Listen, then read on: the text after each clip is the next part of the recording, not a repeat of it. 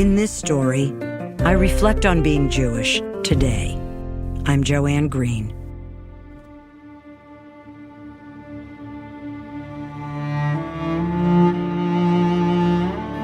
My grandparents lived through pogroms, organized massacres where bands of men, seething with hatred of Jews, rode into Jewish villages on horseback, looting, raping, killing, and burning down their homes.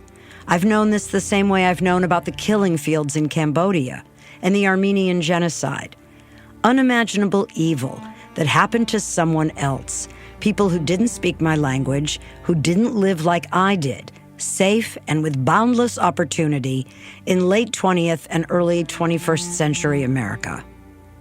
In Hebrew school, they showed us newsreels from the war, the Holocaust, the Shoah, so many names for something that happened far away at another time. I and my friends had nightmares from seeing the grainy black and white images of emaciated, naked, dead bodies piled high. But that was history, I told myself. Like the slaughter by Syrian Greeks, the annihilation decreed by Egyptian pharaohs, except that the murder of 6 million Jews had taken place only 20 years earlier. 20 years, I now know, is an instant. I've read countless books, seen innumerable films, been privileged to hear many first-person testimonies, but these atrocities were things that happened to other Jews at other times in other places. Until now. Never again is now. It's what we chant at rallies, our minds filled with images of kids who look like our children, brutally murdered at a music festival, parents and grandparents just like us, mowed down in their homes. Bring them home, we chant, of the more than 200 hostages, perhaps held in tunnels filled with weapons, being used as human shields as Israel fights for its very existence against an enemy that doesn't protect its own people, that is known to use relief money to buy weapons, that teaches its children that Judgment Day will only come when every Jew is killed. For the first time in my life, I fear for Jewish American college students, enduring vicious threats that scare them into remaining inside their dorm rooms, that cause the closure of kosher dining halls because they are no longer safe. Yes, I'm taking this personally because reason seems absent from much of the discourse. The left, with which I've marched and identified over so many issues for decades, reproductive rights, women's rights, LGBTQ rights, human rights, seems not to care about Israeli hostages from more than 25 different nations held by a group of people that celebrate the beheadings of Jewish infants. I am sad and confused and feel the need to be counted among those who stand up for Israel's right to exist.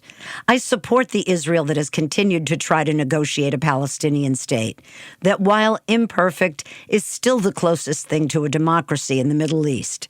I take great pride in knowing that hundreds of thousands of Israelis turned out every Saturday after the Sabbath to protest judicial reforms that would have changed the makeup of the Jewish state.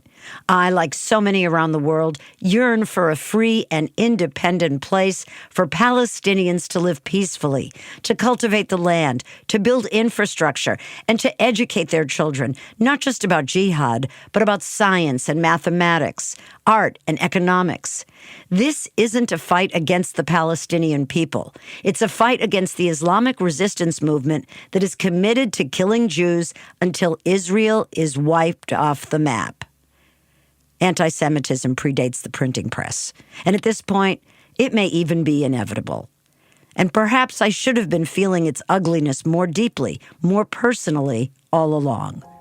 Instead, I've acted by upholding Jewish values and traditions, learning and teaching about our people's history and struggles, visiting sites and taking others to visit sites where Judaism thrived and, yes, where Jews were murdered throughout the world, celebrating our rituals, telling our jokes, eating our foods. Today's geopolitical issues in the Middle East are complex and nuanced, and the more I read and listen to experts, the more complicated I understand the path to peace to be. What galls me is that most people with little to no appreciation for history reduce this and all conflict to good and evil, us and them, the haves and the have-nots.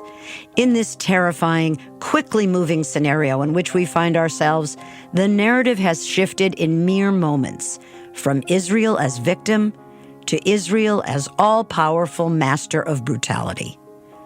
I have no answers, only pain, punctuated by moments of joy and guilt that even now, I and my immediate family have it so good.